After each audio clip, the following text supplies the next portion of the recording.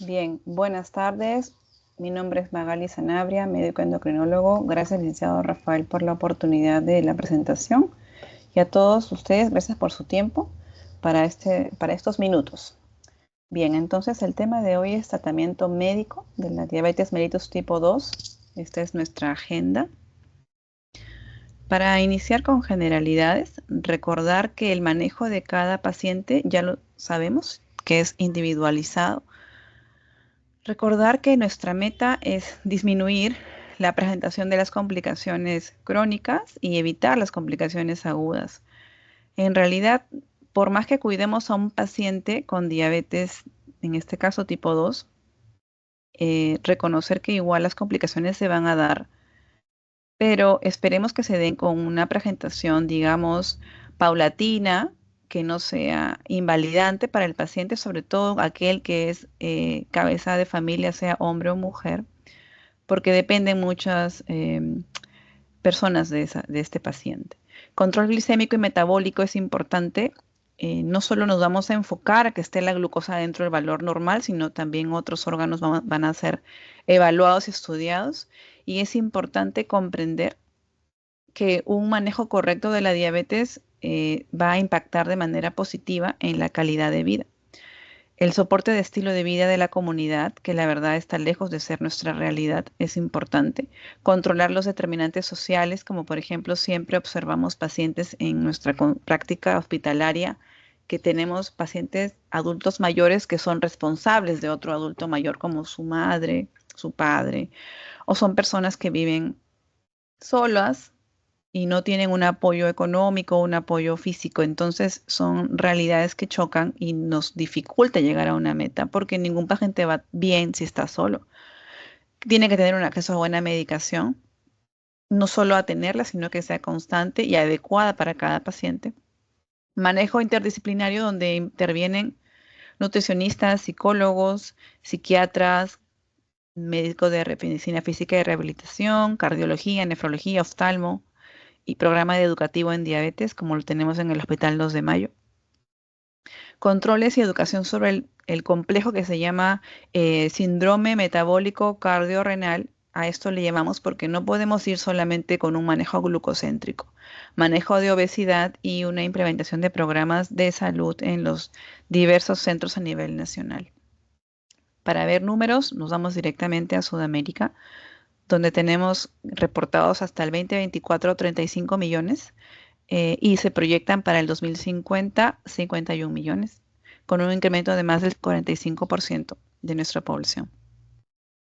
En cuanto a la fisiopatología, he elegido esta imagen por ser muy didáctica, porque tenemos que encontrar o reconocer que todos los pacientes, todos nosotros podemos estar expuestos a este síndrome metabólico cardiorrenal. Decimos que todos podemos partir de una línea de inicio, que por supuesto hay pacientes que van a tener desventaja, por donde eh, lo que me quiero referir es a de repente a un bajo aporte económico, a un bajo grado de instrucción, eso nos pone en desventaja. Entonces, tener un paciente que tenga todas estas características de estilo de vida positivas y saludables es poco frecuente, la verdad. Evaluemos nosotros mismos, inspeccionemos si realmente cumplimos con todo esto, pero puede decir que una persona está en el estadio cero, que no tiene ningún factor de riesgo porque hace deporte, come sano, duerme bien, no consume alcohol, no consume tabaco. Me refiero al alcohol en exceso, ¿no? No consume ningún tipo de tabaco, tiene la presión dentro del valor normal, un peso saludable y unos valores metabólicos normales. Entonces nos vamos a enfocar en que este es un estado de una prevención cardiovascular. Es una persona que está sin factores de riesgo. Posterior a ello, esta persona, supongamos que empieza a ganar peso, no se controla, y esto ya, tener el tejido adiposo elevado, tener obesidad, implica un estadio de disfunción de tejido del adiposo. El adipocito, ustedes ven que está aquí como a manera de unas células agrupadas, pero conforme la persona tiene más obesidad, estos adipocitos vienen a ser hipertróficos. Y al ser hipertróficos, pues lamentablemente van a eclosionar, es como un en cadena, estos adipocitos pac, pac, pac, pac, empiezan a eclosionar y liberan sustancias inflamatorias, factor de necrosis tumoral, interleuquinas, resistinas, que perpetúa inflamación y por consecuencia nos lleva a una insulinoresistencia. Seguido a estos factores de sobrepeso y obesidad vienen otros factores asociados. Ustedes deben recordar que la mamá de todas las enfermedades metabólicas es la obesidad. Entonces, ser obeso ya te predispone a ciertas cosas como dislipidemia, hipertensión, síndrome metabólico, ¿no? La cintura amplia, el tejido lipídico en hígado, enfermedad renal y diabetes, por supuesto. Entonces, esto ya sería un estadio 2, seguido a donde esto puede la gente pasar desapercibido totalmente, o sea, sin tener ningún síntoma. Pero hay pacientes que luego empiezan a tener eventos endoteliales o enfermedades cardiovasculares severas, como por ejemplo aterosclerosis, no sé si llegan a ver aquí, es un vaso aórtico con una calcificación. Igual pueden tener ateromas en las diferentes arterias de la economía del cuerpo, por lo tanto puede tener enfermedad arterial periférica, falla cardíaca subclínica. En realidad todos estos factores luego vienen a tener estadios clínicos severos, como por ejemplo ya infarto agudo de miocardio, falla cardíaca, un ateroma obstructivo que lleve a una enfermedad arterial periférica severa. Consecuencia a esto puede llevar incluso a un pie diabético, isquémico, strokes y una fibrilación auricular. Entonces, todo este recorrido que puede durar años va a terminar teniendo eventos adversos severos. Este es el inicio y aquí es el fin. Entonces, la interacción cardiorrenal también es importante mencionarla. Ya es muy conocida que el problema pancreático, tenemos falta de la liberación de la insulina por la célula beta, que también lo vamos a desarrollar ampliamente. Recordemos que los pacientes pueden tener ya enfermedades como aterosclerosis, hipertrofia ventricular, isquemia o fibrosis, que realmente pasan muchas veces en los pacientes con diabetes desapercibidas. No es sorpresa que para prequirúrgicos nos pasa a los hospitalizados. De repente vienen por X tema y se van a operar de repente de un pie diabético, se van a operar de un absceso y de pronto en el ecocardio se ven que hay zonas hipoquinéticas. Entonces eso refleja que ha tenido un evento cardiovascular tal vez asintomático, sobre todo en mujeres, producto de toxinas, problemas vasculares, problemas en el endotelio.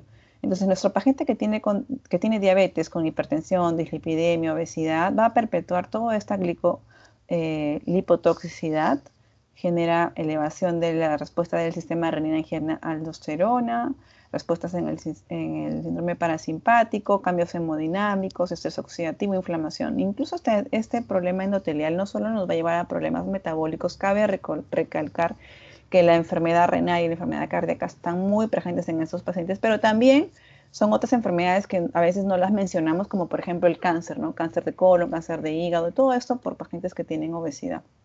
En la fisiopatología, quisiera recordarles que son hasta aquí en esta revisión 11 factores que van a participar en la fisiopatología de la diabetes. A la cabeza la falta de la liberación de la insulina por célula beta de los islotes de Langerhans en el islote pancreático, ¿cierto? Pues vamos a tener poca producción de célula beta con insulina, por lo tanto nos va a llevar a hiperglicemia. Disminución del efecto incretina. De todas maneras, sin profundizar mucho, el efecto incretina es aquel efecto que se presenta cuando una persona come. Nosotros cuando comemos, almorzamos, cenamos, desayunamos, ingerimos alimentos, carbohidratos que van a entrar por nuestro tubo digestivo. Una vez que entran al tubo digestivo, van a tener un estímulo sobre otras células para que liberen incretinas, GLP-1 y el GIP. Vamos a desarrollarlo con más calma más adelante.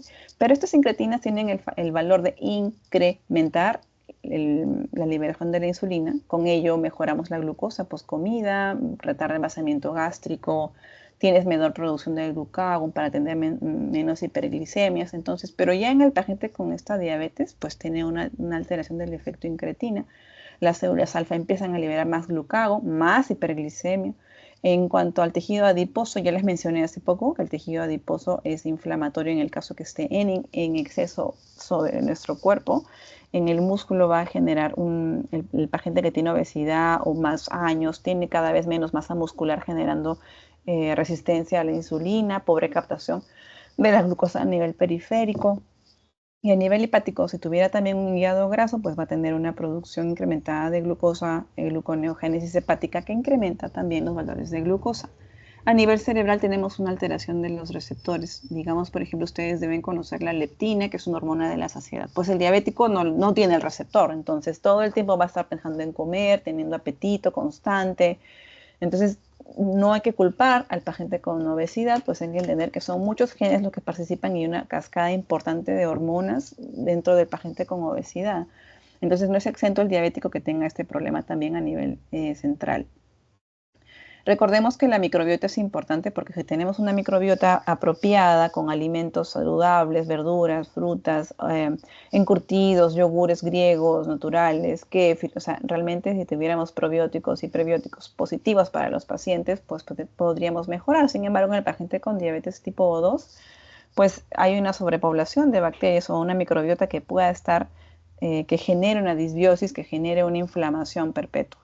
En el caso de la milina, que también es un resultado de una secreción a nivel pancreática, nos va a ayudar la milina en sí a mejorar el estímulo de la liberación de la insulina, el vaciamiento gástrico, menor glucagón, muy parecido al efecto incretina, pero la milina en este caso también está disminuida. Entonces, ambas participantes que tienen que mejorar la liberación de la insulina están alteradas en el paciente con diabetes. Hay mucha reabsorción intestinal también de la glucosa y a su vez a nivel renal hay mayor reabsorción. Tenemos nosotros lo normal es que el túbulo contorneado proximal de la nefrona, del glomérulo, tuviera que reabsorber un porcentaje mínimo, pero en el paciente con diabetes hay una reabsorción incrementada, por lo tanto hay más glucosa en la sangre en el paciente.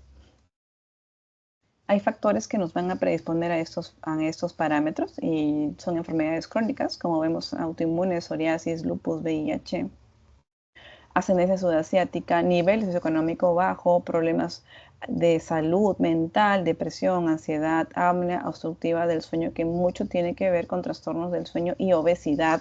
Seguro que han escuchado que algunos pacientes les comentan, sí, que mi familiar, por ejemplo, la clásica, ¿no? Sí, que mi esposo ronca como un tren, que no sé qué, no me deja dormir, no puedo respirar tranquila, entonces no puedo descansar tranquila, perdón. Entonces, eso es una obstrucción. En el momento de que una persona no pueda respirar bien, el endotelio también se inflama. Hay un estrés, hay hiperglicemia. Entonces, estas personas tienen mayor riesgo a tener un síndrome cardiometabólico renal.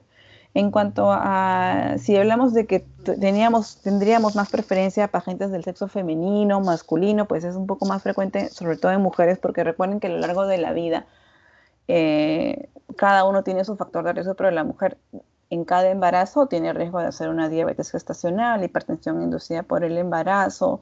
Si no quiere embarazarse, usa anticonceptivos, los cuales son fármacos que también te predisponen a tener sobrepeso, insulina resistencia, obesidad. Entonces, por donde quieran ver, siempre hay un factor de riesgo latente, a lo cual nosotros tenemos que educar a la población para que lo pueda desplazar lo más que pueda, ¿no? Tener síndrome de ovario poliquístico indica también un acompañante de insulinoresistencia y una disfunción eréctil es el resultado en algunos pacientes motivo no solo de estrés, sino también puede ser un daño endotelial, pacientes que fuman, etcétera, ¿no? Y la proteína C reactiva cuando está elevada, mayor a 2 miligramos por litro, está asociado a que también tiene un riesgo para hacer procesos inflamatorios como insuficiencia renal y en aquellos sobre todo que tienen antecedentes de familiares diabéticos. No está de más que les recomiende hacer esto para en el caso que tengan que manejar pacientes diabéticos, que necesitemos utilizar de repente una dosis estratégica para cada paciente. Entonces yo les recomiendo a todos ustedes que tengan esto es simple, es gratuito, lo tienen en su aplicativo del celular, ustedes ponen CKD-EPI como está aquí, CKD-EPI, nos calcula la tasa de filtrado glomerular. Ustedes tienen que introducir la edad del paciente en años, el valor de creatinina sérica y señalamos si es hombre o mujer, no si es mujer, y señalamos también si el paciente tiene, si es de etnia de raza negra y lo calcula, ¿no? Este es un aplicativo muy importante, pero no nos vale para pacientes que están descompensados de manera aguda. Por ejemplo, que entre un paciente por la emergencia, por tópico, que haya tenido de repente una diarrea tifoidea, etcétera, está deshidratado, hace fiebre, no tolera vía oral, se descompensa, entonces para él la creatinina le va a aumentar en ese momento, pero no es una creatinina habitual. Entonces te lo recomendamos a personas que tienen que están estables, ¿sí? En cuanto a una vez que obtienen el resultado de la tasa de filtrado glomerular, pues ustedes pueden clasificar a su paciente en un estadio normal, levemente disminuido, moderadamente disminuido, moderada a severa la disminución del filtrado o severamente disminuida la tasa de filtrado. Y por supuesto, cuando ya esa tasa de filtrado termina siendo menor a 15, si una tasa de filtrado menor a 15, pues podemos terminar en una falla renal. Y normalmente esos pacientes pues ya se deben programar a una diálisis electiva. En el caso de la albuminuria, pues tenemos que pedir también un estudio renal para ver si es que hay pérdida de las proteínas en orina. Y bueno, tenemos los valores menor a 30, menor a 300 y mayor o igual a 300. Supongamos que tenemos un paciente que está con una tasa de filtrado normal, pero tiene una albuminuria positiva, pues ya no hay que solamente observarlo y hacerle un chequeo cada año, sino que tenemos que referir y tratar. ¿Referir a quién? Al nefrólogo. ¿Ok? Si tuviéramos un paciente que tiene un estadio 2 porque le sale una tasa de filtrado en 70, cae en un estadio 2, pero tiene una proteinuria normal, pues nos quedamos ahí en observarlo. Disminuir los riesgos que puedan tener, controlar los demás factores descompensantes, pero siempre estar en monitoreo. Entonces, si ustedes se dan cuenta, este mapa de calor va empeorando a medida que se agrava la tasa de filtrado y aumenta la tasa de proteinuria, la proteinuria en el paciente. Entonces, conociendo esta tasa de filtrado y conociendo que tenemos que evitar la progresión de las enfermedades cardiometabólico-renales, vamos a empezar la terapéutica. En cuanto a la terapéutica, les sugiero siempre tener metas que van a ser individualizadas según la expectativa de vida. Es imposible que ustedes me digan que quieren tener a una paciente que tiene 90 años, que se dializa y encima que ha tenido amputación, que tengamos la glucosa en 100, que tenemos que llegar a la glicosilada en 6. No, eso no. Entonces, todo va a ser, digamos, flexible según la expectativa de vida del paciente y sus comorbilidades, ¿no? Entonces ustedes van a observar que por lo menos en el promedio de las personas de adultos, no adultos mayores, sino en adultos, podemos estar en este nivel de hemoglobina glicasa como máximo 7 de hemoglobina glicosilada, ayuno máximo 130 y postprandiales máximo 180. Entonces, si tuviéramos estos valores, sí vamos a tener que reconocer que estamos estables, pero si tenemos un paciente adulto mayor, como les decía inicialmente en esta diapositiva, pues podemos ser un poco más flexibles si llegáramos a 8 de hemoglobina glicosilada o en cuanto en ayuno y postprandial, pues tenemos el rango un poco más amplio, incluso hasta máximo en 180 siempre, ¿no? Entonces, recomendaciones generales, sé que van a tener van a seguir capacitándose, sobre todo la parte nutricional, pero que no quería dejar pasar que debemos individualizar al paciente, sobre todo regular la hemoglobina glicosilada según nuestra meta, nuestro criterio de tener un paciente saludable y estable. Siempre tenemos que recordar que idealmente la bajada de peso de por lo menos como mínimo un 5% es importante. Lo ideal es llegar a 10 o más, pero sin venir a menos o perjudicar la masa muscular. En cuanto a los patrones, debe ser terapia individualizada, los carbohidratos idealmente complejos. Quitemos todo tipo de azúcar añadida, quitemos todo tipo de azúcar simple, jugo, miel, extracto, puré. Eso sí les pido por favor que los eduquen. Incluso a veces cuando nos van a visitar a los hospitales, a las consultas, llegan felices con su quinoa que venden en la esquina, que tiene un montón de azúcar y ustedes le miden la glucosa capilar, pues salen 500, ¿no? como nos pasa día a día. Entonces la educación es importante, que debe calar día a día con el paciente. La proteína debe ser individualizada, por lo menos en general 1.2 por kilo de peso. Si tienes un paciente que hace deporte, hasta 1.5. Si es un paciente que está con una enfermedad renal, pues hasta 1, ¿no? Entonces un poquito menos. Pero si ya se dializa, el requerimiento es mayor. Entonces cada paciente va a tener esto, digamos, reconocido según su problema previo. En cuanto a las grasas, recordamos fomentar la dieta mediterránea, que tiene grasas, digamos, con alta omega 3, aceite de oliva, aceitunas, pescados oscuros, fortalecer las semillas para disminuir el riesgo cardiovascular. Cuando digo semillas me refiero a cashews, pecanas, castañas, etcétera, ¿no? Para que incluso que están las nueces, las almendras, pero solamente 5 unidades en promedio, un puñadito pequeño. No dar medicación a todos, no requieren vitaminas, hay que saber a quiénes dar, si es que le faltan sobre todo. Sodio menos de 2 gramos, alcohol solo una copa de vino por día, idealmente solo vino puede ser, pero no otros tipos de alcoholes, pues son los que más te suben el azúcar. Y en cuanto a los edulcorantes, les recalco que no deben usar edulcorantes de ningún tipo. Aunque no te suban kilocalorías, o sea, solo 1 kilocaloría por consumo, el problema está en la microbiota y ya sabemos que eso se altera y nos va a generar más inflamación intestinal y más hiperglicemia a la larga. Entonces, en la alimentación saludable, como ya saben, el plato de Harvard que va a tener esa representación, vegetales el 50%, la proteína un 25% y los granos y cereales de preferencia integrales un 25%. No dejemos pasar la actividad física. En este caso tenemos que tener, por ejemplo, a un paciente que pueda estar en actividad. Si bien ese no va a hacer deporte todo el día, pero no puede estar sentado todo el tiempo, así que cada media hora debe tener una pausa activa, estiramiento por lo menos, para poder estar contando, sumando unos cuantos pasos más en su día de trabajo. Actividad física es un deporte que se debe hacer, de fuerza sobre todo. ¿A qué me refiero con deportes de fuerza? Máquinas, pesas, ligas, bandas, bicicleta. No, doctora, yo quiero hacer baile, qué sé yo.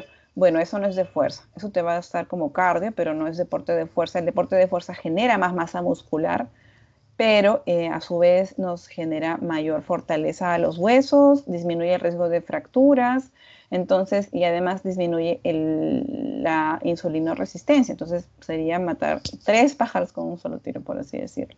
En cuanto al sueño, calidad de vida, tenemos que recordar que hay pacientes que duermen de día porque trabajan de noche, entonces eso es un estrés también, altera el cortisol, permanentemente están en estrés, en alerta, más apetito, comida chatarra. Entonces, lo ideal es tener un paciente que tenga un trabajo con un sueño reparador, idealmente que llegue a tener 8 horas, mínimo 6 horas. Los pasos o tener la actividad física, pues por lo menos tener, en algunas literaturas te dicen que los contadores de pasos son importantes, es verdad, pero debe estar asociado con otra actividad tipo de resistencia. Está bien, no solo se acostumbran a tener los pasos, en algunas literaturas nos dicen 10.000 pasos al día, está muy bien. Entonces, son muchas cosas las que participan en nuestros pacientes y no hay que dejar de menos que hay que dejar los cigarrillos, no solamente los cigarrillos de tabaco, sino también los e-cigarettes, que son aquellos que te van a también a inflamar el endotelio y aumentar la temperatura y poner en riesgo de hiperglicemias u otros problemas. Perdón. En cuanto a los fármacos que participan en la fisiopatología, ya estamos entendiendo y abocándonos a qué vamos a usar. Si queremos mejorar la producción de la célula beta, pues tenemos las incretinas. Eh, Queremos mejorar el tejido adiposo, músculo, hígado, pues tenemos, miren, metformina, metformina, metformina y las glitazonas también están participando. Algo que bueno, podríamos considerar también a nivel de saciedad y apetito, podemos hablar de los agonistas del receptor de dopamina o las incretinas también. A nivel de microbiota intestinal, los probióticos. Yo creo que eso sí sería un tema importante que de repente podrían desarrollarlo una, em, con una clase prácticamente sola para los probióticos, metforminas, así. Entonces vamos a ir desarrollando los fármacos porque recordemos que si queremos mejorar, perdón, la disfunción cardiovascular por todo lo que hemos ido mencionando, hay fármacos que nos van a ayudar. Por ejemplo, los inhibidores SGLT2 que ayudan a nivel renal, o si no, los análogos de GLP-1. Entonces vamos a ir viendo poco a poco qué productos nos van a satisfacer y qué nos van a apoyar durante la terapia. Entonces la farmacoterapia va a ir iniciando, como ustedes ven, con la santa metformina. La metformina tiene, si no me equivoco, más de 70 años en el mercado, con muchos estudios, con mucha responsabilidad, nos baja la hemoglobina glicosilada, nos ayuda a tener el paciente con glucosas más controladas de ayuno, no genera hipoglicemia, pero es un fármaco que debe iniciarse sí o sí. Nadie lo saca de su trono, es la reina de todo Y de aquí les he traído esta diapositiva de la guía canadiense, que es mucho más sencilla, no tan enredada como la siguiente que les voy a mostrar, pero es bueno que sepan que hay muchas guías y ustedes tienen que adecuarse a la que más les guste. Ustedes felizmente, a diferencia del día de ayer que estaba dando una charla, no son mis alumnos de pregrado, ellos sí tienen que aprenderse de una guía tal cual la da la teoría, porque según el médico que les brinda esa guía, pero ustedes deben saber que ustedes tienen que elegir una guía que se acomode con su realidad, una guía que esté cómoda, que ustedes la aprendan, la entiendan para que puedan recetar, hacerle seguimiento. Entonces, si van a elegir un fármaco, pues sepan muy bien las bondades y los efectos adversos del mismo, ¿ok? Entonces, cuando tenemos un paciente que va a iniciar el diagnóstico de diabetes y vamos a empezar tratamiento con metformina, aquí nos comenta que también debemos empezar con fármacos que protejan el riñón y el corazón si es que está indicado. ¿Ok? Entonces vamos a empezar. De la metformina tenemos estas tres otras opciones, como digamos, como caminos para poder seguir en este flujograma. Si tenemos un paciente con diabetes o metabólicamente descompensado, como hoy día veíamos con un paciente, ¿no? Con el licenciado Rafael en el programa de diabetes que tenía 500 de glucosa, ¿no? Entonces la pregunta era si estaba descompensado, lo examinamos, no tenía hipotensión, no tenía taquicardia, todavía tenía las mucosas hidratadas.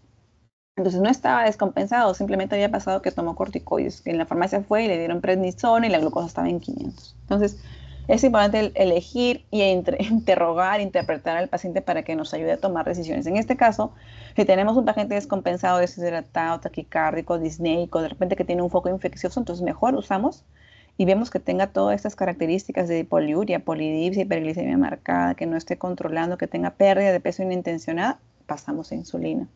¿Quitamos la metformina? No. Pues dice acá empezar con metformina y de ahí agregamos la insulina. Ojo, que hay pacientes que te dicen que no toleran la metformina por nada. Yo no sé cómo serán sus pacientes, pero aquí por lo menos en el hospital tenemos pues casi, no, si no me equivoco, un 30% de personas que me dicen que no toleran la metformina. Entonces en esos pacientes pues decimos, bueno, vamos a ver, de repente no de la del Estado, pero sí la recubierta. Pero bueno, entonces tenemos un paciente que inicia y está descompensado clínicamente con complicaciones como tipo cetosis, pérdida de peso, poliuria, insulina.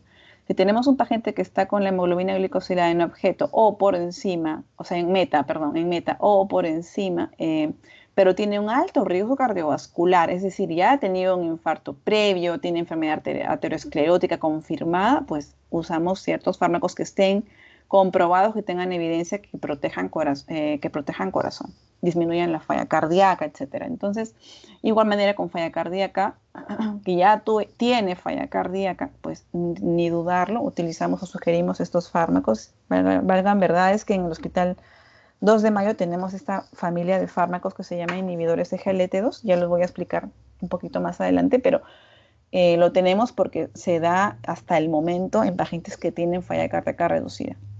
Perdón, falla cardíaca con fracción de eyección reducida. Entonces, en esos pacientes les va a dar el Estado sus fármacos.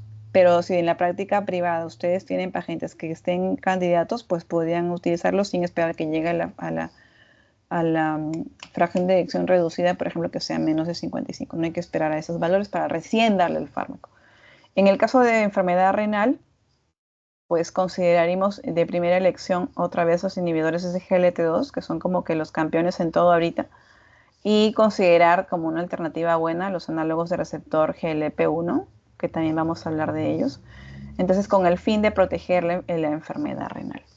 Si tenemos un paciente que tiene la hemoglobina glicosilada sobre el objetivo, pues ni hablar, no solamente vamos a dejar la metformina, sino que tiene otras prioridades como bajar de peso, evitar la hipoglicemia, idealmente llegar a una mejor hemoglobina glicosilada, que puede tener, buscar el beneficio costo efectivo, beneficio riesgo beneficio, y si quiere, tiene una posibilidad de querer gestar, entonces hay que ver si es que tenemos que usar algunas incretinas en inyectables, que son lo que vamos a ver más adelante, o algunos agentes orales. Entonces, esto es como un resumen para la introducción, para que vean el panorama, pero ustedes van a ir viendo que hay diferentes guías que se van a ir presentando.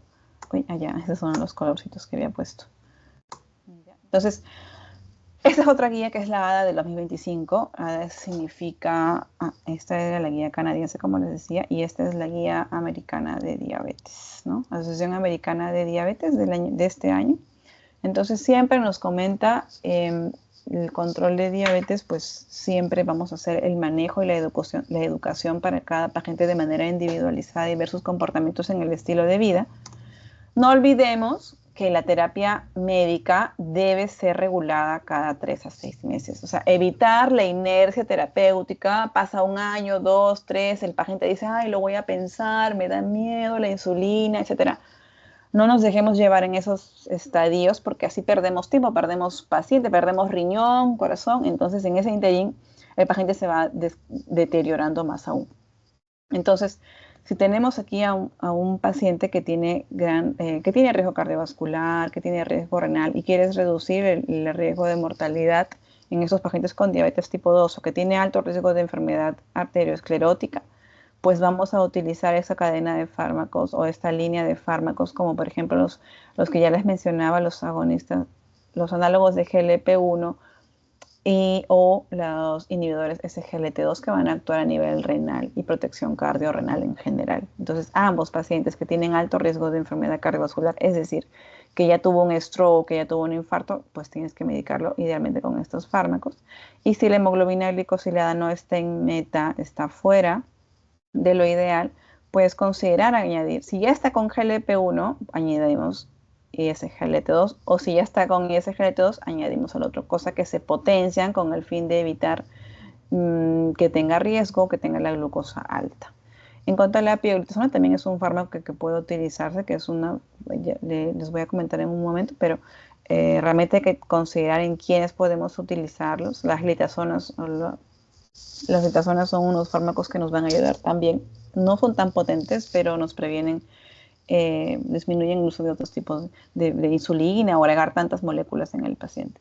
En cuanto a aquellos pacientes que tienen ya falla cardíaca, ni hablar, podemos utilizar los inhibidores SGLT2, que los vamos a desarrollar más adelante. Si tuviéramos una tasa de filtrado que está venida menos, ya recuerden que si ustedes la han calculado con la fórmula que les dije, el CKD-EPI, tenemos una tasa de filtrado menor a 60, ya estamos en una falla renal, una enfermedad renal crónica. Es una enfermedad renal crónica. Falla es cuando tenemos menor a 15. Entonces, cuando hay una enfermedad renal crónica, pues tenemos que agregar algunos tipos de fármacos y que se van a ajustar según la tasa de filtrado glomerular. No es lo mismo tener una tasa de filtrado en 90 que en 15 o que en 60. Cada uno se va ajustando. Entonces, si ustedes quieren, aparte de lo que hemos mencionado, tienen pacientes que tienen todavía hiperglicemia e incluso tenemos la cetosis hepática, esa cetosis hepática se puede mejorar también en pacientes con los agonistas del receptor de GLP-1, la pioglitazona o la combinación. Si tenemos pacientes que no solamente queremos controlar la glucosa, sino que queremos hacerles perder peso para que no estén en una obesidad mórbida, una obesidad extrema, y estén en un peso adecuado, lo más saludable es que estas personas poco a poco sigan teniendo algunos usos. Ustedes recordarán o de repente han escuchado algunos fármacos que son agonistas del receptor GLP-1, que son, por ejemplo, de repente algunos ya les han visitado, les han mostrado, Ozempic, que es semaglutida, tenemos dulaglutida, liraglutida, que es Saxenda, Victoza, ¿no? Entonces, tirzepatida, que es un dual. Todos estos fármacos no solamente han sido creados solo para bajar la glucosa, sino que su potente efecto es en control del apetito, ¿ok? Entonces, esto sí controla el apetito bastante, tiene efectos adversos un montón, ayuda mucho a llegar a la meta del peso, sí, pero no todos los pacientes son tributarios para esto, o sea, habría que elegir a uno para que nos pueda ayudar. Desarrollando cada fármaco voy a resaltar un poco lo más importante. Por ejemplo, con la metformina les mencionaba que no hay riesgo de hipoglicemia, pero tiene un buen control metabólico. La hemoglobina glicosilada baja hasta 1.2, 1.4 con la metformina y obviamente va acompañada de dieta y deporte, ¿no? Efectos adversos, pues en neutro. En cuanto al peso, la mayoría de últimos de artículos mencionan que son neutros con el peso, pero en algunas personas, pacientes, sobre todo los mayores, pueda que le digan que tienen pérdida de peso, perdón, pero puede haber una pérdida pequeña, pero la verdad que para los últimos reportes nos mencionan que es neutro. En cuanto a los eventos cardiovasculares, potencialmente tiene un beneficio para disminuir los efectos adversos, como por ejemplo muerte por eventos cardiovasculares, hospitalización o falla cardíaca y eventos tipo de strokes. Entonces, si tuvieran falla cardíaca, también es un efecto neutro, no hay mucha ayuda con esta metformina sobre la falla cardíaca o que modifique la progresión de la enfermedad renal. ¿Con quiénes se contraindican? Aquel paciente que tiene una tasa de filtrado menor a 30. Por eso les digo que la tabla esa de CKDP es importante. Si ustedes ven que un paciente con metformina está usando y ya está en una tasa de filtrado menor a 30, pues háganle recordar que ya no está en motivos o no está en situaciones para seguirla consumiendo, pues tienes que tener una tasa de filtrado menor a 30. En cuanto al efecto del hígado graso, la hepatosis hepática o la fibrosis hepática, pues no hay mucho efecto. Recuerden que no hay un efecto de una evidencia que sea contundente para que diga que la metformina ayuda con el hígado graso. Entonces, ¿qué consideraciones tenemos que tener? Bueno, considerar, recalcular el ajuste de dosis. Siempre hay efectos adversos que observar, que indicarle al paciente que siempre la tome después del almuerzo para que no esté, digamos, con el estómago expuesto simplemente en la pastilla. Sobre todo las pastillas que son del estado, pues tienen, digamos, no tienen esa cobertura, no son libres de lactosa, entonces da mucho efecto.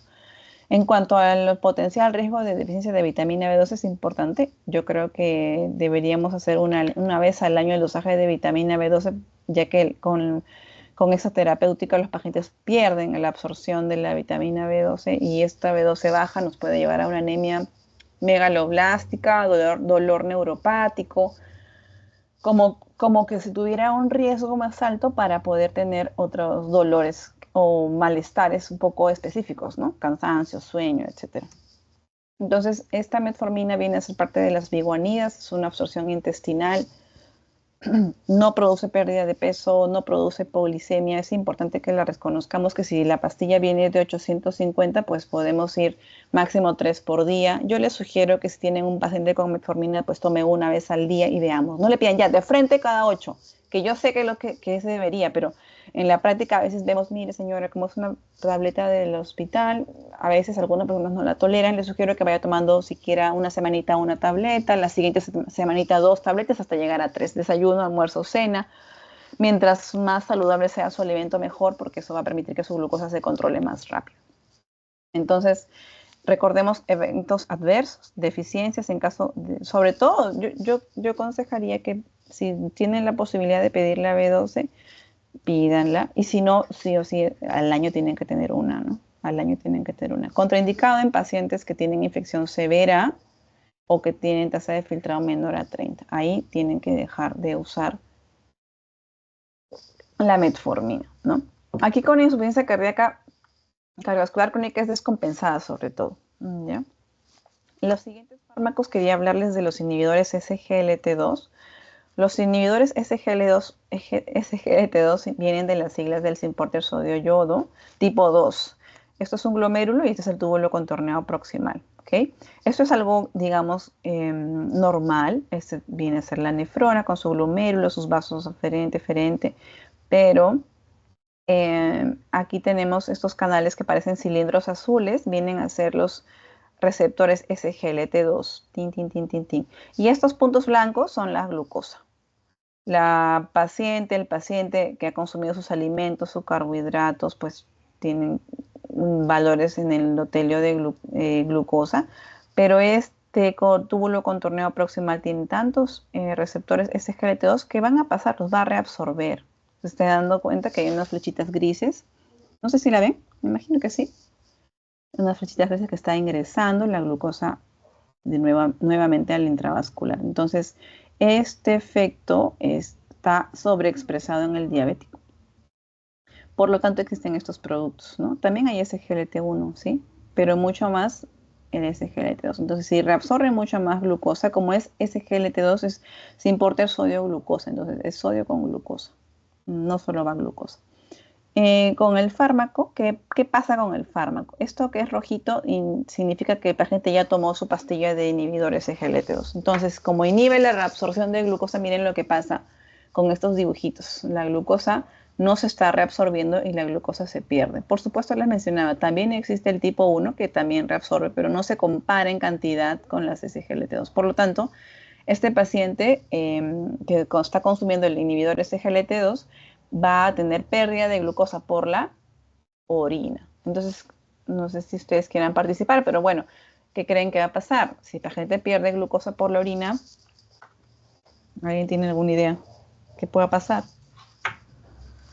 Si pierde glucosa por la orina, pues va a tener glucosuria, obviamente va a tener también pérdida de sodio, pero dentro de los efectos negativos, el tener glucosuria te expone a infecciones urogenitales.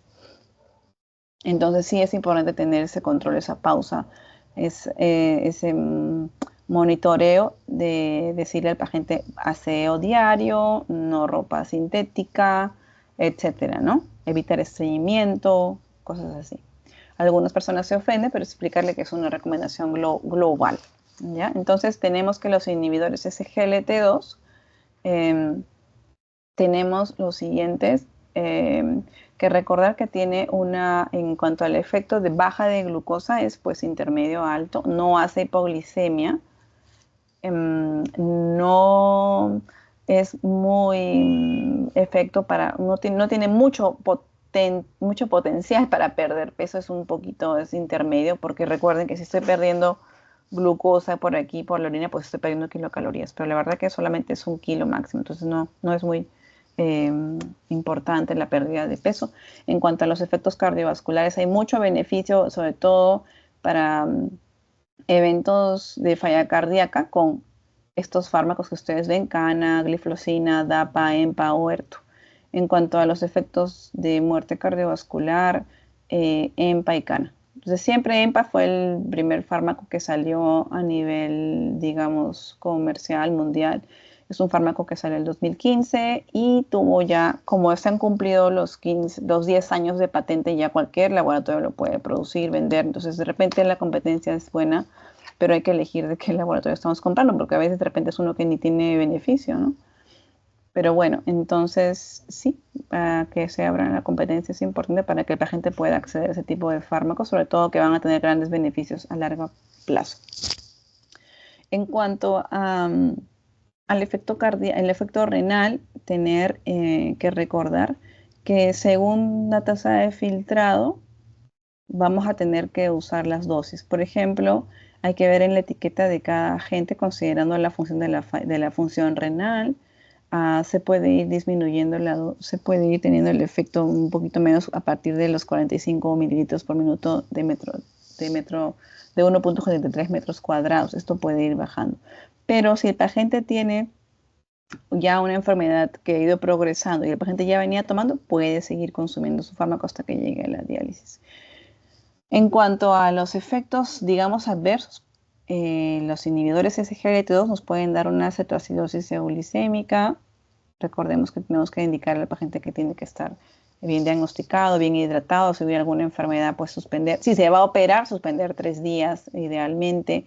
Evitar las infecciones micóticas, mitigando eso con un buen aseo y un buen cuidado. Puede haber riesgo de fasciitis necrotizante, gangrena. Puede haber depresión de volumen o hipotensión, sobre todo en aquellos adultos mayores deshidratados que no están educados en estos problemas. Entonces, tienen que tomar su líquido apropiado, no olvidarse de tomar sus bebidas. A veces hay pacientes que pierden pues, la sed, el apetito, entonces tengan cuidado con ellos para poder hacer un seguimiento. Entonces los inhibidores SGLT2 tienen un discreto efecto hipotensor, discreto porque baja hasta unos 2-3 milímetros, pero eso ayuda mucho para la precarga y la presión disminuye con el fin de mejorar o disminuir el riesgo de enfermedad de falla cardíaca. Tenemos una reducción del daño de microalbuminuria, tenemos efectos metabólicos no glicémicos y disminución del tejido adiposo con un aumento del hematocrito y uricosuria. Eso hay que estar cuidando en cada paciente. Entonces, yo les mencionaba a ustedes que tenemos glucosuria, perdemos glucosa por la orina, hay menor reabsorción de sodio, entonces por la orina va a tener pérdida de kilocalorías, entonces el cuerpo va a tratar de reabsorber o de generar mayor cuerpos cetónicos a través de las reservas como el tejido celular subcutáneo y va a haber un aumento de glucagón a nivel de la célula alfa. Por lo tanto, entonces poco a poco Esto es producto de la glucosa. Si tú tienes glucosuria, tu cuerpo va a decir, ¿por qué tan poca glucosa? ¿Qué está pasando? Entonces el glucagón dice, yo respondo, dice, y hay una hiperglicemia y hay cuerpos cetónicos. Entonces hay un efecto de una cetoacidosis euglicémica en algunos casos, y es que usan insulina sobre todo, si el paciente lo ha utilizado. Recordar que las incretinas, yo les mencionaba a ustedes que en los intestinos también cuando uno come, pues el cuerpo lo detecta. Esto viene a ser, a ver, esto es el yeyuno, después la segunda porción del intestino, es la segunda porción del intestino, viene el yeyuno, y en las células K del yeyuno tenemos la liberación del GIP, que viene a ser al péptido insulinotrópico dependiente de glucosa, y en las células L del ilion, que tenemos en la parte más distal cerca del colon, tenemos la liberación del GLP-1, que viene a ser el péptido similar al glucagón tipo 1. Ambos, el péptido similar al glucagón o si no el péptido insulinotrópico dependiente de glucosa, ambos van a actuar justamente post comida. Eso es lo fisiológico. Ustedes comen, nosotros todos comemos, y a nivel de intestino en estas células liberan las incretinas, que son GLP-1 y GIP. Estas se van liberando con el fin de, ya les mencionaba, tener mayor sensibilidad a la insulina, mejor proteger el corazón, tener neuroprotección, vaciamiento gástrico, aumentar la liberación de insulina, baja el glucagón, por lo tanto, no, todo el fin para que tenga una armonía en la comida, armonía post comida, controles el azúcar, menos glucosa. ¿Para qué voy a comer? ¿Para qué voy a producir más glucosa? Dice el hígado, si ya mi cuerpo está comiendo. Entonces, todo eso es una armonía, eso es lo ideal. Pero hay una disminución del efecto incretina en el paciente con diabetes. Entonces, ¿qué pasa? Tenemos que recordar que hay fármacos que van a proteger esta situación. Estos GLP-1 y GIP que tenemos aquí tienen su enemigo que se llama DPP-4, es su némesis. Entonces, la DPP-4 lo que va a hacer es digerir estas incretinas, y por lo tanto las incretinas duran nada, ¿no? Entonces, si sabemos que hemos comido y a nivel intestinal hemos liberado el GIP y el GLP-1, esas acciones van a ir trabajando en el cuerpo.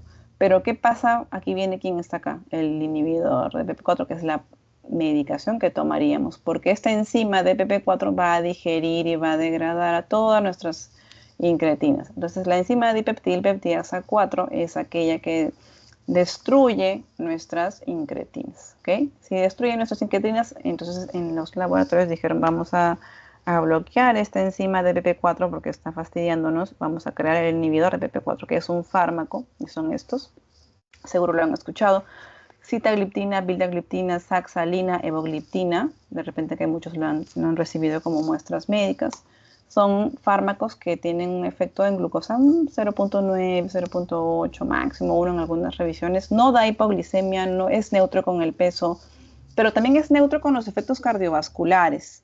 Con esto no quiero decir que no valga la pena, pero sí es importante que podríamos usarlo sobre todo asociado a metformina, ¿no? En pacientes que de repente puedan tener bajo riesgo, recién están empezando la enfermedad y bueno, no hay ningún problema con ello. La linagliptina es solo el único que no requiere ajuste para falla renal o hepática. En cuanto a factores adversos, es que hay que recordar si el paciente ha tenido pancreatitis. Aquel paciente que ha tenido pancreatitis no debe usar esto porque se ha comprobado que los que usan inhibidores de PP4, como los mencionados previamente, pueden hacer riesgo de tener una pancreatitis. Y si su paciente está con inhibidores de PP4 y te dice, sí, yo tuve pancreatitis, pues tienen que suspendérselos, ¿no? Tienen que suspendérselos para evitar esos problemas de hospitalizaciones graves. Entonces, los inhibidores de PP4 son fármacos vía oral que actúan en controlar la glucosa, sobre todo postprandiales. Recuerden que la dipeptidilpeptidasa 4 es responsable de la degradación rápida de las incretinas biológicamente activas. Miren, menos de 2 minutos están en activo. Entonces, en el diabético del tipo 2, el efecto incretina está ausente reducido a una manera significativa y no nos ayuda. Entonces, estos fármacos, 0.8% menos de hemoglobina glicosilada, no es que sea tan efectivo, pero sí ayuda, sí reduce más o menos las glucosas, tiene una menor ganancia de peso que tiene mejor ganancia de peso que con sulfonilúreas. Entonces el paciente tiene que tener controles. En algunos casos se reportan ligera reducción de los triglicéridos, pero no son consistentes. No tienen efectos positivos en el efecto cardiovascular, o sea, no es un fármaco que si tú dices, ay, ¿sabes qué? Esta paciente tiene falla cardíaca y falla renal y enfermedad renal, quiero proteger su corazón, su riñón, no es de buena opción. Entonces, en algunos casos puede haber dolor abdominal, náuseas, diarreas, pero la verdad que es muy bien tolerada. Es una familia de fármacos que va muy bien tolerada con la mayoría de los pacientes. Rara, hipoglicemia rarísima, cefalea mínima y bueno, tenemos que es muy, muy tolerado. Lo que sí podríamos hacer seguimiento es del perfil hepático. Aquí vienen los facilitadores de la liberación de la insulina, las sulfonilurias, que no quería dejar de comentarlos porque sé que muchos seguimos consumiéndolas, pero es una droga muy riesgosa que nos va a tener más riesgo de hipoglicemia, ¿no? ¿Cómo actúan estos fármacos? Bueno, en realidad cuando el paciente recibe la glucosa, pues se abren los canales GLUT2 para tratar de permitir el paso de la glucosa a la célula beta. Por lo tanto, hay una liberación del ATP, lo cual va a despolarizar la membrana para permitir el canal de potasio ATPA y ATPA y potasio. Así que tenemos que van a activarse los receptores de las sulfonilurias. Por lo tanto, al activarse el receptor de las sulfonilurias, vamos a abrir los canales de calcio. Entra el calcio, tin, tin, tin, tin, tin, y eso permite que podamos tener la liberación de las vesículas de preproinsulina a proinsulina a insulina y se libera la insulina en el cuerpo. Pero ¿qué pasa si yo tomé la pastilla? La pastilla va a hacer efecto haya o no haya comido. Entonces, si me olvidé de haber comido, si me tomé doble dosis, como a veces pasa, los pacientes llegan en hipoglicemia. Por eso es un fármaco que cada vez estamos controlando mucho más y lo evitamos en pacientes que puedan tener riesgo de olvidos, adultos mayores, de repente hipopituitarismo, insuficiencia suprarrenal, Sheehan, todos esos casos, pues tratamos de no usar las sulfonilurias en la medida de lo que se puede. Baja mucho la hemoglobina glicosilada hasta un 1.5% y cada fármaco que tenemos, pues podemos utilizarlo. Tenemos la glibenclamida, gliclazida, glimepirida, cada uno tiene su dosis apropiada. En cuanto a la glibenclamida, sabemos que la tenemos en tabletas de 5 y volvemos a empezar con dosis bajitas y siempre se debe recordar a la paciente que ponga su alarma, no debe dejar de comer. En caso que ha tenido de repente una gastroenteritis aguda y no tiene tolerancia oral o tiene mucha pérdida de posiciones o dolor, no va a comer, por favor no la tome, ¿no? Entonces, porque a veces hay pacientes, no, mi doctor me ha dicho que la tengo que tomar sí o sí, pero si estás con deposiciones sueltas, no toleras nada, lo pierdes, no, pero el doctor me ha dicho, entonces siguen con ese mensaje, ¿no? Entonces es importante que eduquemos al paciente y que recordemos que cada paciente es individualizado.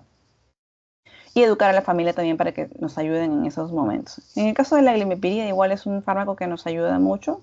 Siempre es importante que tengamos, podemos usarlo con mucha, mucha, mucha cautela en pacientes con hiperglicemia que sean adultos mayores. En pacientes que tienen enfermedad renal, sí sugerimos que esté un poquito al 50% la dosis, salvo que ustedes se eduquen muy bien, ¿no? Pero sí, realmente vamos bajando a partir de una tasa de filtrado que no tenga menor a 60, la vamos bajando totalmente. Tengan mucho cuidado con el seguimiento.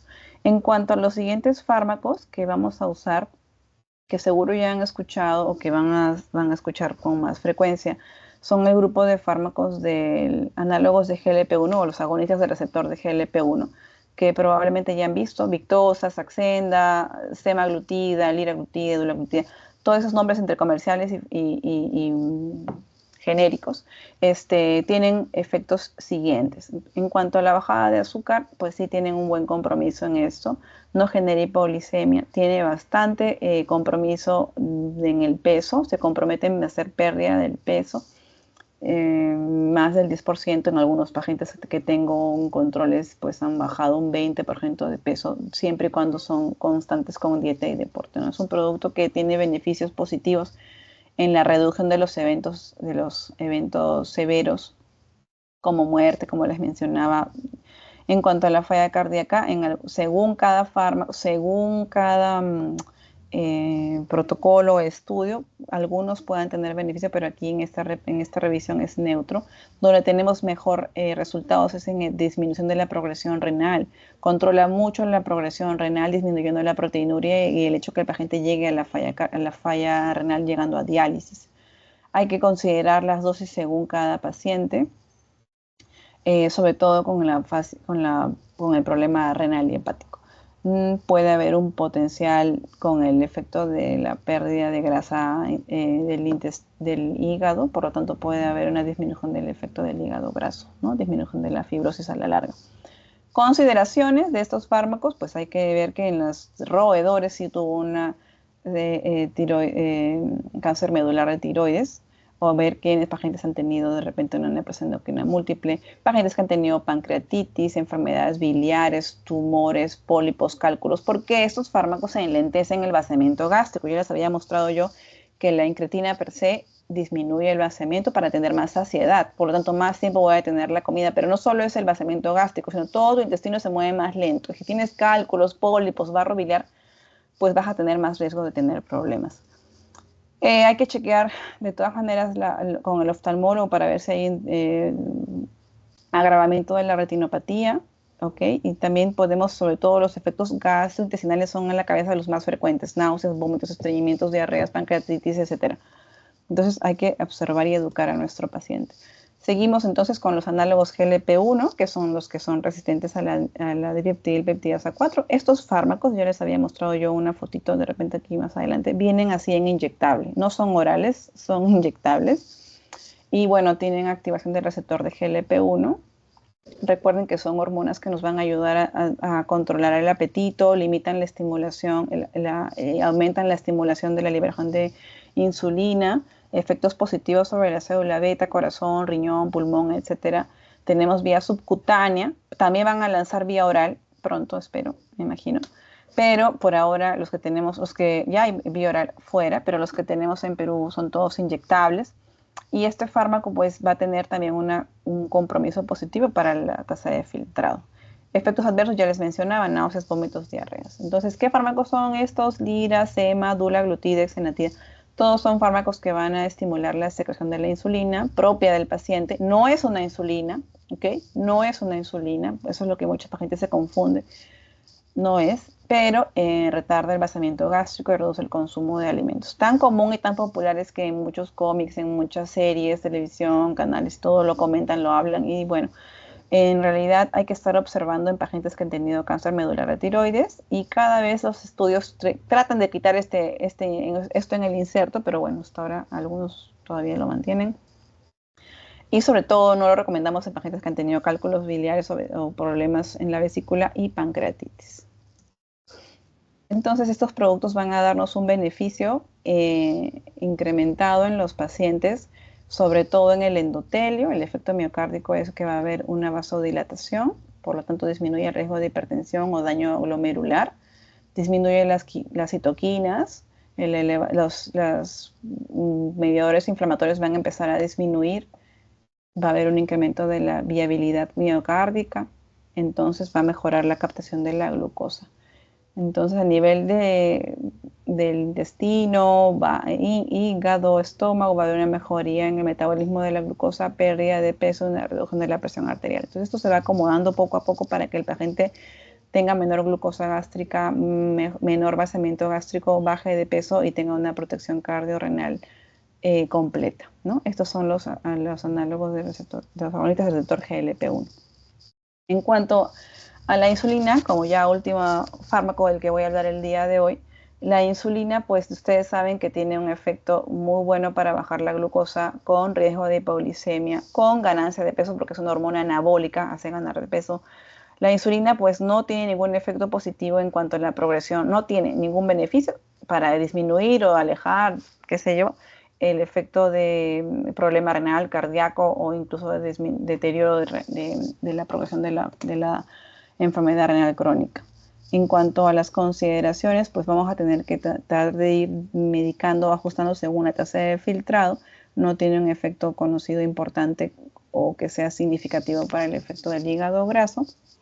Es un fármaco que se inyecta, tiene controles, vamos a ver aquí para poder caracterizarlo un poco mejor. Recordemos que la insulina puede haber rápida, ultra rápida, intermedia o prolongada, cada una con sus características. La insulina rápida, que es la que tenemos en el hospital todos, la R, la cristalina, que inicia en media hora y efectúa hasta casi 8 horas.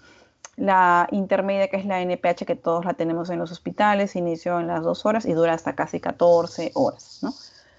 Ultra rápida, esas son análogos de insulina que utilizamos y se las ponemos y en 5 minutos ya la paciente puede comer, dura solo 4 horas, 4 horas y media y se le aplica para manejo de la glucosa postprandial, o sea, postcomida. Y la prolongada, Glargine 300 de Glude, que duran 24 horas. Eso es lo que nos dicen los laboratorios por ahora. En cuanto a los esquemas de administración, tenemos basal bolo, mixto, corrección prandial. ¿En quiénes vamos a utilizar las insulinas? Diabetes tipo 1, 2 mal controlada, diabetes gestacional o cetoacidosis o crisis hiperglicémicas. Cuando yo me refiero a insulina basal, vamos a hablar lo siguiente. Entonces, esto es cuándo debo de empezar a decidir a tomar una insulina basal. Por ejemplo, esta otra vez es la guía canadiense, con sus dibujitos. Esto viene a ser desayuno, almuerzo, cena y noche, 10 pm. Normalmente nosotros, comamos o no comamos, y al despertar tenemos un valor de glucosa. Tan, tan, tan, tan, tan, tan. Entonces, si tenemos que este paciente ya lo has educado en prevenir hipoglicemias, tienes comorbilidades cardiorenales y no controla la glucosa, ¡pum! Empezamos una insulina basal. Sobre todo si la glucosa en ayuna está alta. Glucosa en ayuna alta me refiero que sea una glucosa mayor a 130 en un adulto. Entonces, tenemos que titular la dosis para mejorar la glucosa de ayuno. La glucosa basal es esa insulina, perdón, la insulina basal es aquella insulina que nos controla la glucosa del despertar del ayuno y actúa así. Debería actuar así si fuera una insulina de acción prolongada, ¿ok? Y entonces vamos a usar la insulina basal, que nos va a controlar la glucosa del ayuno.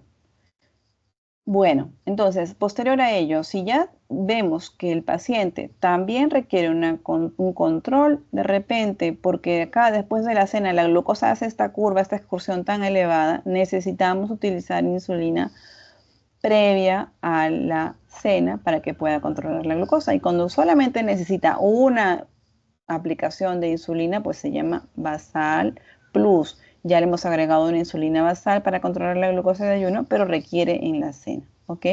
Hay que titular las dosis postprandiales para llegar a la meta. Y si el paciente no está en meta, necesitamos agregar otra medicación para poder recordar que no debemos dejarlo pasar, que esté todavía en hiperglicemia. Entonces, damos una insulina que actúe, como les mencionaba yo, de manera prolongada y también insulina antes del desayuno, antes del almuerzo y antes de la cena. Entonces, la insulinoterapia, pues podemos empezar con lo mínimo que podamos utilizar, no hay que tener miedo, sí podemos utilizarla. Aquí nos ponen en diabetes tipo 2 de 0.3 a 0.6 unidades por kilo por día. Si nuestro paciente pesa, pues por ejemplo, ¿no? 100 kilos, ¿no? 100 kilos nos saldría, si vamos a 0.3, nos saldrían, ¿cuánto? 30 unidades por día, dice acá, ¿no? Por lo general, el 50% del requerimiento de insulina lo vamos a pasar a la insulina basal, o sea, una insulina intermedia. Una insulina intermedia o una insulina basal, si tenemos la NPH, recordemos que es una curvita que va aumentando en las horas y luego plin, cae. No nos llega a la noche, miren. Si yo me pongo en la mañana la insulina NPH aquí, no va a llegar. ¿Ok? Entonces, por eso es que la insulina NPH se pone en la mañana 2 tercios y en la noche 1 tercio. Perdón. Si tuviéramos un paciente con insulina de Glude, que es una insulina que dura más de 24 horas, la curva se hace más planita y todo el tiempo está actuando. A diferencia de la NPH, que sube y luego decae. Entonces, si tuviéramos la necesidad de insulinizar a un paciente, les recomendaría que inicien de todas maneras. Por ejemplo, acá tenemos un paciente con diabetes tipo 2 que tenemos metas insatisfactorias y tenemos que utilizar una terapia para poder reducir la hemoglobina glicosilada. Vamos a considerar en algunos pacientes, sobre todo si tienen los recursos, utilizar los análogos de GLP-1 que nos pueden ayudar. Pero si aún así no podemos tener los análogos de GLP-1 o no está en meta, añadimos insulina para poder mejorar los valores. ¿Cómo analizamos la insulina basal? En este caso la NPH. Podemos utilizar 0.1, 0.2 basal. Basal realmente quiere decir la insulina que va a actuar para controlar la glucosa del ayuno. Entonces podemos usar 10 unidades o 0.1, 0.2. Si tengo mi paciente que pesa 100 kilos, le estoy dejando 10 unidades, lo que quiere decir que le estoy dejando 0.1 unidades por kilo por día. ¿Sí? Entonces, con 10 que empecemos de insulina, no hay ningún problema. Acá sobre todo nos dicen bedtime, o sea, la hora de dormir. No hay ningún problema. Empecemos con eso, que es lo mínimo que podemos ayudar. Si con eso nuestro paciente está yendo mal, todavía la glucosa no baja mucho, el paciente no baja de peso, pues podemos ir poco a poco aumentando, se va titulando. Nada en la vida es estático, todo se puede mejorar. Entonces, si tenemos los pacientes que no mejoran, pues cada 4 días le puedo ir aumentando 2 unidades, 2 unidades, 2 unidades, por lo menos acá cada 3. En el hospital les pedimos a veces que sea cada 4 días. Recuerden que también medirse la glucosa tiene un costo, entonces a veces les digo, cada 4 días se toma y una vez que ya esté mejor ya lo espaciamos el monitoreo glicémico, pero sí es importante que ellos entiendan que tienen que conocer la hipoglicemia, la hiperglicemia, reconocerla y qué hacer en ese momento.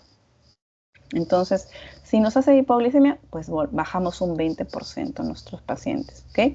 Entonces, es importante que por lo menos empecemos con insulina, aunque sea con 10 unidades o 0.1 por kilo, y poco a poco podemos ir subiendo, sobre todo con la insulina NPH, en el caso que tuviéramos necesidad, ir aumentando y dar 2 tercios en la mañana y 1 tercio en la noche de la dosis de la NPH, y vamos a ir subiendo poco a poco con tal que lleguemos a la meta. Ya para terminar, para ya no expandirnos un poco más, recordemos que en cuanto a las insulinas prandiales, de repente tenemos que agregar una insulina, la rápida, ultra rápida, y podemos utilizar un 10% de la insulina basal o unas 4 unidades a día para cada comida que se va a necesitar. Y el monitoreo también va a ser importante. El ajuste se va subiendo 1 o 2 unidades en cada ajuste, que lo podemos hacer cada 4 días también, ¿no? Es una última tabla que no quiero que se la memoricen, pero sí ténganla en la mano, ténganla de repente en el celular, en la nube, donde ustedes quieran, porque está también de la guía canadiense, que me parece muy importante. Nos da el fármaco y sus dosis máximas y evitarlas según cada tasa de filtrado.